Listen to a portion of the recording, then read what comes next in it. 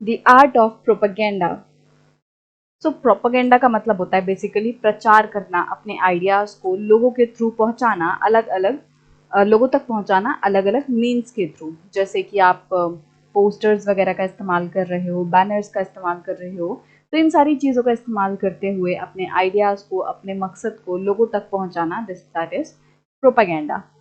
अब हम ये देखेंगे कि जो नाजीज हैं उन्होंने अपने आइडियाज़ को किस तरीके से फैलाया, लोगों की सपोर्ट किस तरीके से गेन करने की कोशिश की। The Nazi regime used language and media with care and often to great effect. जो नाजी रजीम है, जो नाजी लोग थे, वो क्या कर रहे थे, वो लैंग्वेज का, भाषा का बहुत ही ध्यान से इस्तेमाल कर रहे थे कि किस तरीके से किस शब्द को कहाँ यूज़ करना है, कुछ ऐसा ना बोल दें जिससे लोग गुस्सा हो जाएं। तो ये सारी चीज़ का वो बहुत ही ध्यान रख रहे थे।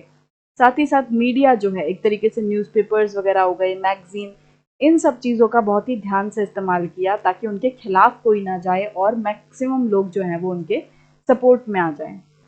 The terms they coined to describe their various practices are not only deceptive.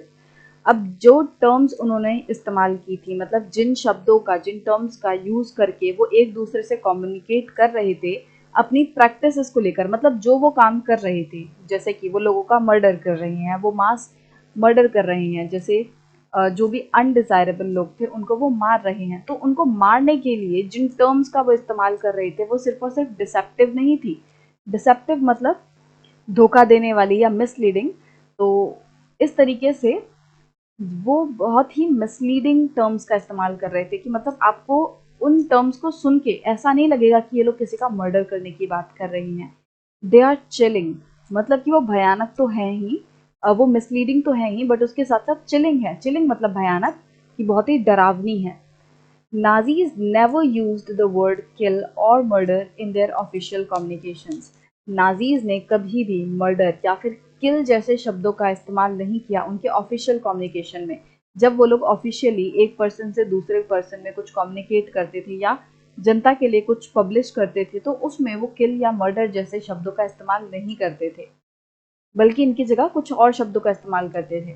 जैसे mass killings were termed special treatment, final solution for the Jews.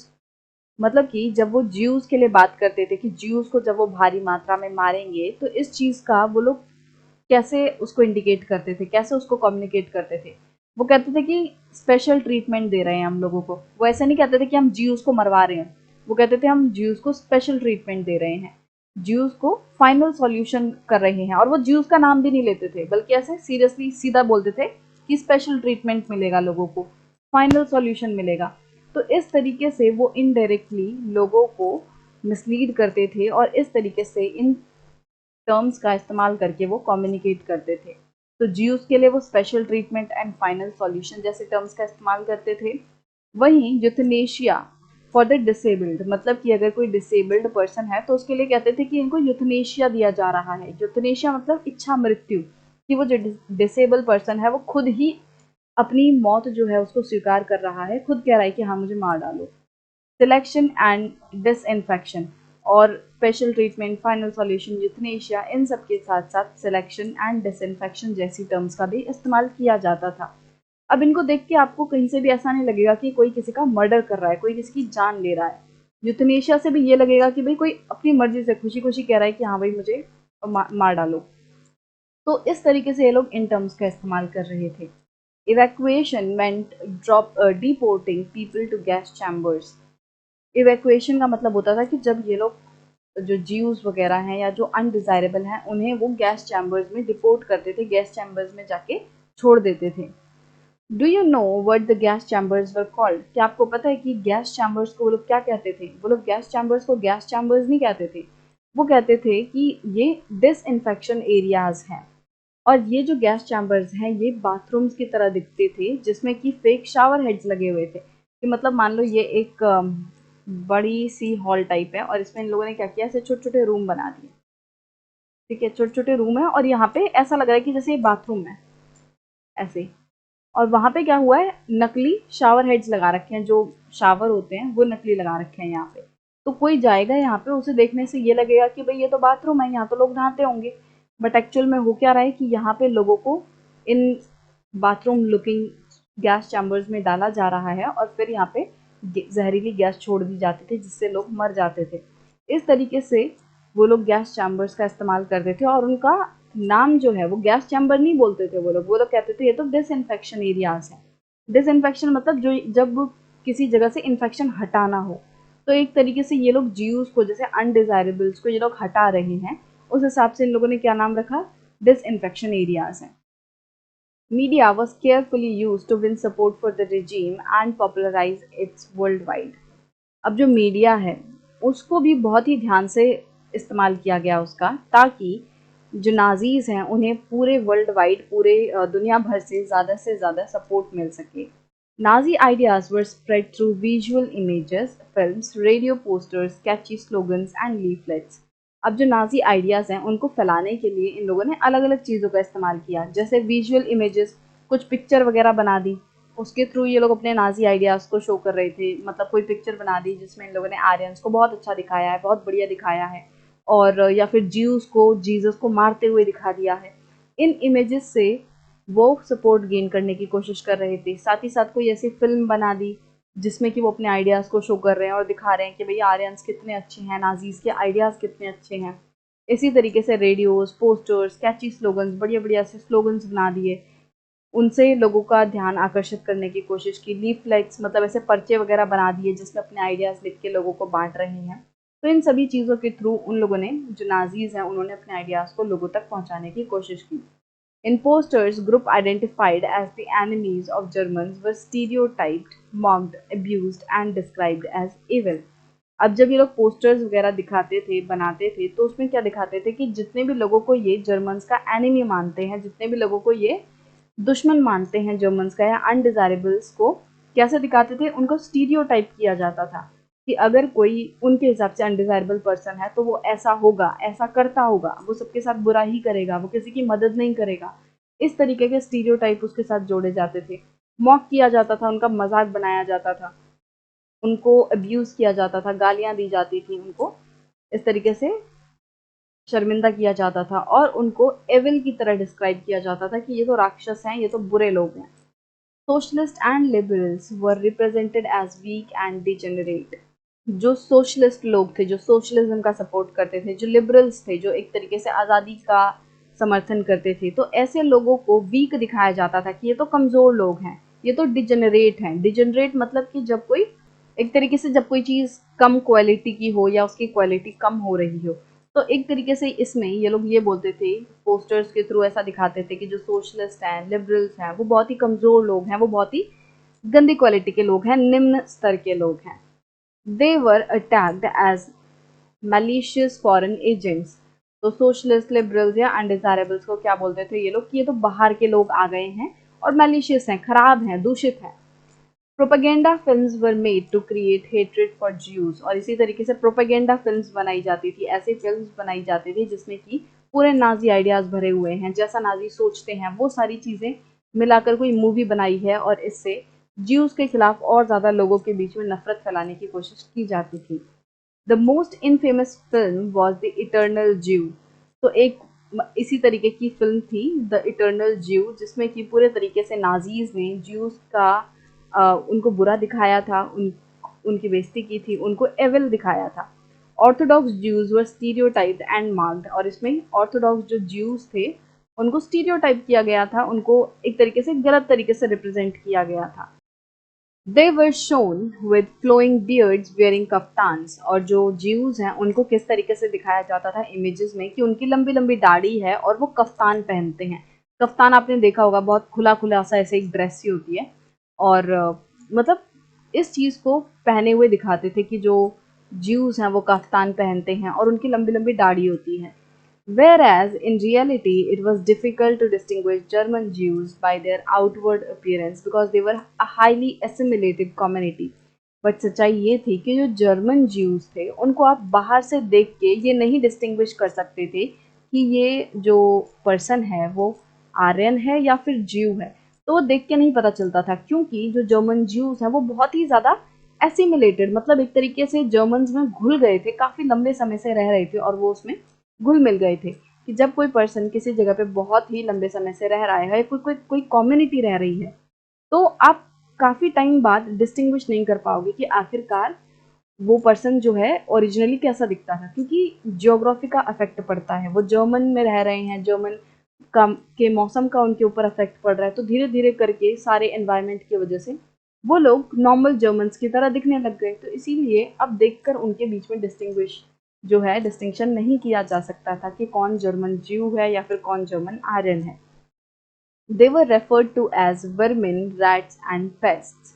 Zeus को वो लोग वर्मिन कहते थे, एक तरीके से कीट पतंगे होते हैं, वो बुलाते थे। रैट्स कहते थे, पेस्ट कहते थे, मतलब जैसे घरों में चूहा वगैरह दिख गया तो उसको गंदा ही मानते हैं। पेस्ट वगैरह होते हैं, इन चीज़ों को बेकार मानते हैं, है ना। कीड़े मकोड़ों की तरह उनको ट्रीट करते थे। उनको बोला जाता था कि ये तो कीड़े मकोड़े हैं, ये तो चूहे हैं, इस तरीके से उनको बोला जाता था। Their movements were compared to those of rodents. उनकी जो movements हैं वो जैसे चलते हैं या जो भी वो काम करते हैं उनको rodents मतलब एक तरीके से जो चूहे वगैरह हो गए, इन सभी चीज़ों से कंपेयर करते थे। Nazism worked on the minds of the people, tapped their emotions and turned their hatred and anger at those marked as undesirable. अब नाजीज ने क्या किया, लोगों के दिमाग पर काम करना शुरू किया, उनकी सोच बदलनी शुरू की, उनके इमोशंस पे काम किया कि धीरे धीरे करके उनके इमोशंस को अफेक्ट करने लग गए, उनसे ऐसी बातें करने लग गए कि जिससे वो इमोशनली एकदम बहुत ही ज़्यादा भावुक हो जाएं और वो जीव से नफरत करने लगे। तो इस तरीके से लोगों के दिमाग पे उन्होंने काम किया कि लोगों की सोच ही बदल दें, लोग जीव को ऑटोमेटिकली गंदी नज़रों से देखने लगे। इस तरीके से इन लोगों ने पूरा सिस्टम जो है वो किया, और लोगों में अनडिज़ायरेबल लोगों के खिलाफ, उनके हिसाब से जो अनडिज़ायरेबल थे, ज्यूज़ हो गए या फिर जो हैंडीकैप वगैरह लोग हैं या दूसरे जिप्सीज वगैरह हैं, इन सब के खिलाफ लोगों के बीच में उन्होंने हेट्रेड एंड एंगर जो है वो भर दिया, गुस्सा और नफरत भर दिया। The Nazis made equal efforts to appeal to all the different sections of the population.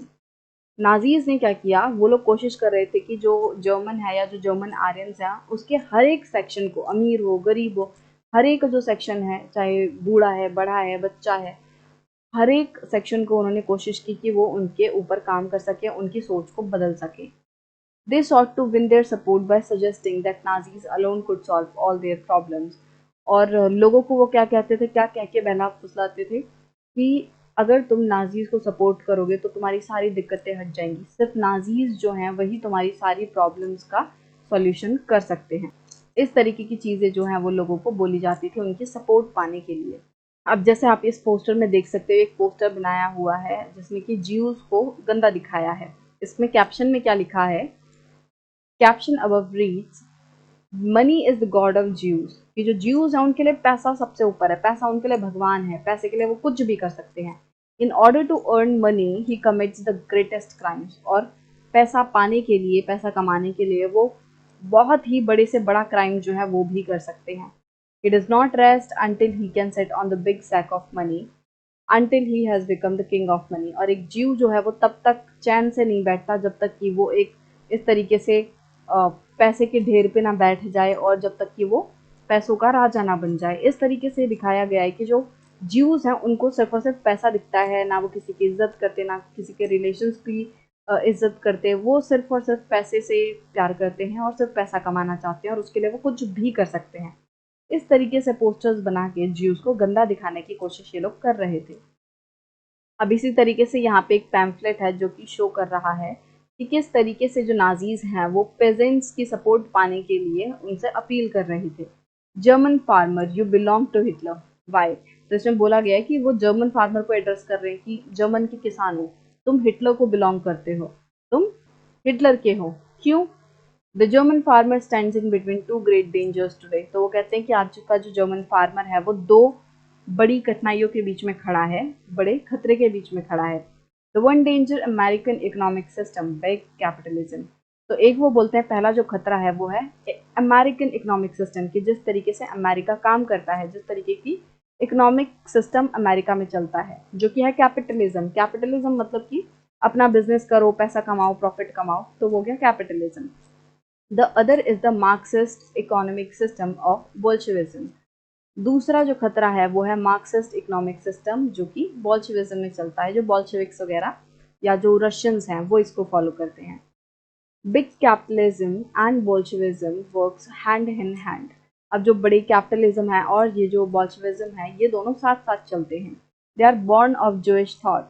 ये जो चीज़ें हैं ये जूइश ने स्टार्ट की हैं, ये जूइश थॉट से आई हैं, जो जूइश जिस तरीके से सोचते हैं या जूइश इस चीज़ को लाए हैं।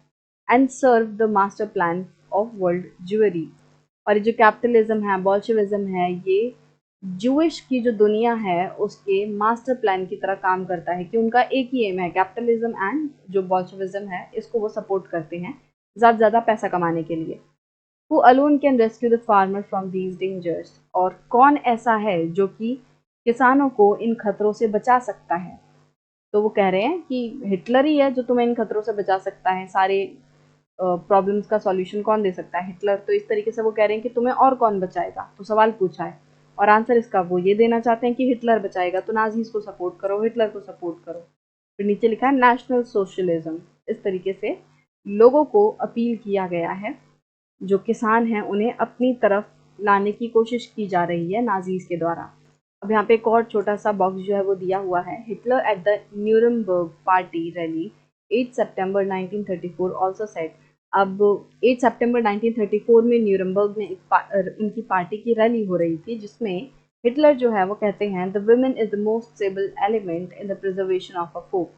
वो कहते हैं कि किसी भी कम्युनिटी में, किसी भी सोसाइटी में जो औरतें हैं वो सबसे ज़्यादा इंपॉर्टेंट रोल प्ले करती हैं किसी भी फोक को, एक तरीके से किसी भी कल्चर को प्रिजर्व करने में, उसे बचा के रखने में। She has the most unerring sense of everything that is important to not let a race disappear because it is her children who would be affected by all this suffering in the first place. वो कहते हैं कि एक औरत को बहुत ही अच्छे से ये पता होता है कि कौन सी ऐसी चीज़ होगी जो कि उनके बच्चों को बिगाड़ देगी या फिर जो उनके रेस को खत्म कर सकती है। इसीलिए वो अपने बच्चों को ऐसा कुछ भी नहीं करने देती जिससे कि उनकी रेस जो है वो खराब हो। That is why we have integrated the women in the struggle of the racial community just as nature and providence have determined so. अब ये कहते हैं कि इसीलिए हमने हमारा ये जो एम है रेस की प्योरिटी को बनाए रखने का, कि नाजी जर्मन्स जो हैं या फिर जो आर्यंस हैं वो सबसे प्योर हैं, उनकी प्योरिटी बनी रहनी चाहिए, वो दूषित नहीं होने चाहिए। तो ये जो पूरा इनका एम है वो कहते हैं कि इसके लिए हमने जो औरतें हैं उनको इस स्ट्रगल में जोड़ा है, क्योंकि एक तरीके से नेचर जो है उसने खुद औरत को ये जिम्मेदारी दी है, औरत जो है उसकी रिस्पॉन्सिबिलिटी दी है नेचर ने कि वो जो रेस हैं उनको सपोर्ट करे या उनको प्योर बनाए रखें। तो इस तरीके से यहाँ पे वो वुमेन्स को अपील कर रहे हैं कि वुमेन जो है वो बहुत ही इंपॉर्टेंट रोल प्ले करती हैं सोसाइटी में, और वो बहुत ही इम्पॉर्टेंट है नाजीज़ के लिए, उनकी वो रिस्पेक्ट करते हैं और उनकी कितनी वैल्यू करते हैं। तो ये सारी चीज़ें बताकर वो कोशिश कर रहे हैं कि वो वुमेन्स को अपनी तरफ करें, और जो वुमेन्स हैं उनको इनकरेज करें कि वो ज़्यादा से ज़्यादा जो आर्यन रेस के बच्चे हैं वो पैदा करें और उनका जो भी नाजीज़ का आइडिया है वो आगे बढ़ाएं।